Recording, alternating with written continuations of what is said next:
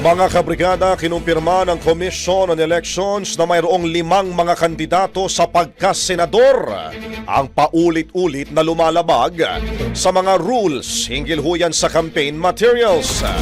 Ayon kay COMELEC Chair George Erwin Garcia, ang campaign materials ng mga naturang kandidato ay hindi raw sumusunod sa tamang sukat at hindi po nakalagay sa mga itinalagang poster areas sa iba't ibang rehiyon sa ating bansa. Bagamat hindi ho pinangalanan ang mga nasabing kandidato, sinabi ho ng COMELEC na sisimulan na ho nilang ipadala ang notice dahil ho sa naturang paglabag. Patuloy namang pinaalalahanan ho ng komisyon ang lahat ng kandidato na sumunod sa itinatakdang alituntunin at sila mismo ang dapat mag-alis ng mga iligal na campaign materials. Kung mabigo silang gawin ito, posible silang maharap sa isang show cause order.